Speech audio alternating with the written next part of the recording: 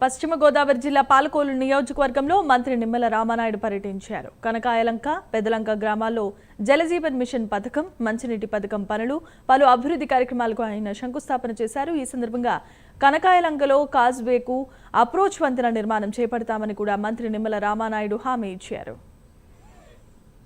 వీళ్ళ బాధలు, కష్టాలు, కన్నీళ్లు దగ్గర నుండి చూసాం. ప్రజానాయకులుగా మేమందరం కూడా వరద సమయంలో ఏ పిల్లవాడు జారి గోదావరిలో కలిసిపోతాడనేటువంటి భయంతో ఒక పక్క, ఏ పాము ఎటువైపు నుంచి వచ్చి కాటు వేస్తుందో అనేటువంటి ఇంకొక భయం ఇంకొక పక్క, రాత్రులు కరెంట్ లేక పాపం ఆ యొక్క చీకట్లోనే మగ్గిపోతున్నటువంటి ఏదైతే అలంక గ్రామం, చిన్న ఏదైనా పాము కాటు వేసినా, కడుపు నొప్పి వచ్చినా కూడా మరి ఆ యొక్క అర్ధరాత్రి ఆ గోదావరి దాటి ఆసుపత్రికి వెళ్ళలేని పరిస్థితి. ఇవన్నీ దృష్టిలో పెట్టుకుని ఈవేళ ఈ ప్రజాప్రభుత్వం లంక గ్రామాలకు అత్యంత ప్రాధాన్యతనిస్తూ ఇప్పుడే మనం చూసాం ఏదైతే కనకాయ లంక గ్రామం